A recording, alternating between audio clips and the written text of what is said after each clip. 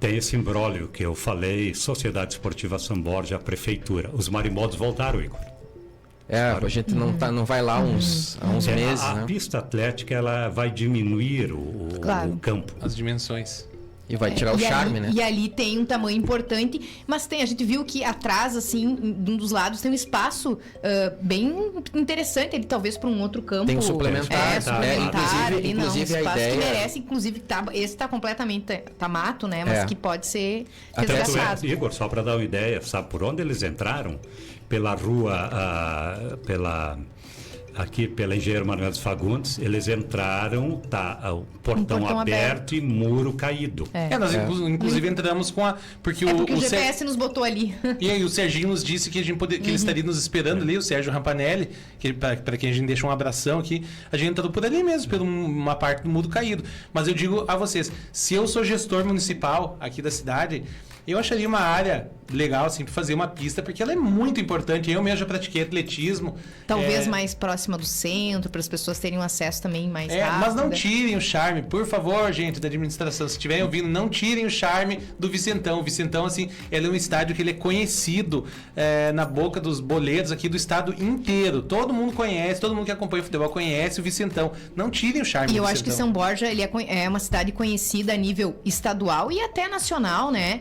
Então também merece preservar as suas raízes, né? E fazer essa mudança é uma forma de não preservar uma raiz importante da cidade, né? Da história de São Borja. Aqui na live o Ederson Nunes falou do Colosso da Lagoa, foi o que eu pensei quando eu estava fazendo a pergunta, mas tem muito mais degraus, né? O Colosso da Lagoa em relação ao Vicentão. É muito mais alto, deve ser o dobro, né? Olha, eu não sei... Mas o formato lembra? O formato lembra, só que ele é mais alto. Eu não sei se ele, com certeza, ele não tem o dobro. Ou, sabe, o que acontece hoje?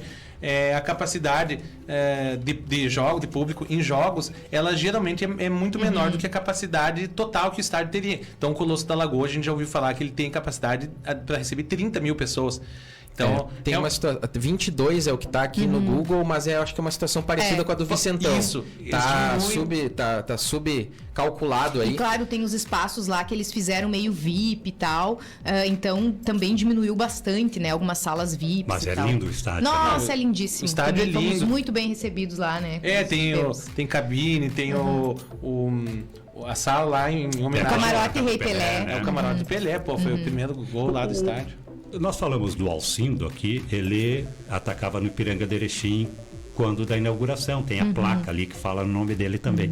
Pai do Zé Alcindo. Pois é, mais uma personalidade que saiu aqui de São Borja, né? Para ter essa ideia. Dos estádios aí, eu sei que... quando eu vou visitar um estádio, vejo um estádio assim, às vezes abandonado, demolido, me dá uma tristeza.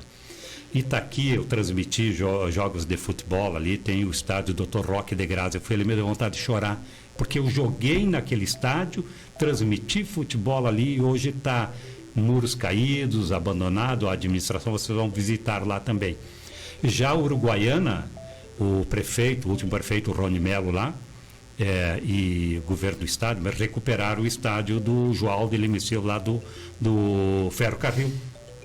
Então, para ver assim como é bom chegar numa cidade onde tem um estádio preservado, né? Mas tu sabe que nós temos muitos dos estádios que a gente visita são estádios públicos, né?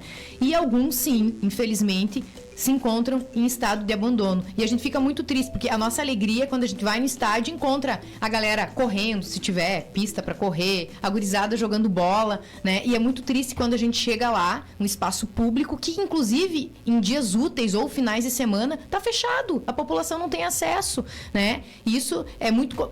a gente fica muito triste, então, e é uma realidade, né? A gente encontrou alguns estádios aí. Então, gente, o caso do Vicente Goulart aqui... Não difere de muitos públicos. Não, mas o Vicente Goulart não tem problema, tu entra a hora que quiser ali, né?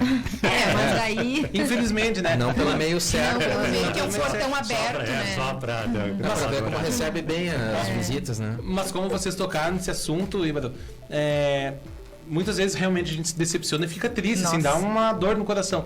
Eu vou falar assim, o estádio assim, icônico aqui do futebol nacional que a gente encontrou assim, deu vontade de chorar, que foi o estádio o Morenão, em Campo Grande, no Mato Grosso do Sul. Pô, foi um estádio universitário, né? O maior estádio universitário, acho, da América do Sul. É um estádio que... E é público, né? Porque é da universidade pública lá, que recebeu seleção brasileira, jogos do Campeonato Brasileiro da Série A, Copa do Brasil, enfim, vários jogos importantes. E ele estava numa situação deprimente quando nós fomos lá. Uma obra infinita. E a gente vai fazer pesquisas, licitações, o pessoal trabalhando e não acaba nunca. E assim, não tinha gramado, né? Uma terra. E é lá, um grupo trabalhando, mas assim, completamente abandonado. Infelizmente. A gente fica bem triste quando acontece isso, quando a gente se depara. E o que vocês viram de estádio que mais chamou a atenção? Do gosto pessoal, esse aqui foi o que mais me marcou. E os estádios que mais decepcionaram, que vocês já tinham no imaginário, chegaram lá e a coisa não era bem assim. Olha, eu vou dizer o meu, que eu achei mais legal, assim, não foi... mas assim, justamente por aquela coisa assim, aquele charme do estádio raiz, tá? Não foi nenhum estádio nacional. Foi o estádio do Gimnasia e Esgrima, que é o grande rival do Estudiantes da Argentina. Então nós fomos lá na cidade de La Plata e ele também tem uma peculiaridade que eles são dois rivais que são bem vizinhos também, assim, com 300 metros de distância entre os dois. E um estádio, assim, que me chamou muito a atenção, muito mesmo, assim, achei muito lindo. E eu não sei, a Cíntia, o que tu... Olha, um estádio que me surpreendeu, agora eu vou falar positivamente, já que o Antônio falou positivo também, me ajuda com o nome do estádio, mas é o estádio lá de Igrejinha, que a gente viu imagens, o estádio estava completamente embaixo da água, ele foi destruído pelas enchentes, e a gente teve lá menos de um ano da enchente, e o estádio todo recuperado, grama bonito, o pessoal jogando, arquibancadas recuperadas, e isso assim, eu esperava que ele ainda estivesse se recuperando, então esse estádio foi um estádio que me surpreendeu pela recuperação rápida, assim, toda a cidade foi muito afetada, né, pelas enchentes ali, o rio era na lateral do estádio, então esse me surpreendeu, E um estádio que me decepcionou, e eu comentei antes já, a maior vila aí do país, a vila mais famosa do mundo. Mais famosa do mundo, que é a Casa dos Santos, né?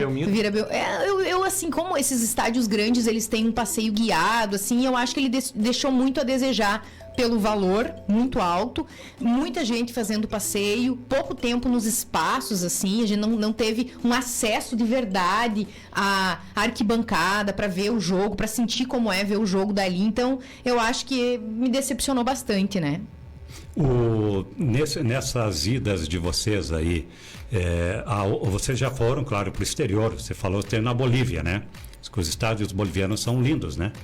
Os estádios são bem lindos lá da Bolívia, a gente pode conhecer, assim, dentre os 8 ali, acho que a gente conheceu os 6 principais. Então são estádios, assim, que tem uma capacidade muito grande de torcida. Nós conhecemos estádios ali em Potosí, que é uma das cidades mais altas do planeta. Cochabamba, Santa Cruz de la Sierra, Sucre, Oruro também, que teve aquele acontecimento lá com a torcida do Corinthians lá, enfim.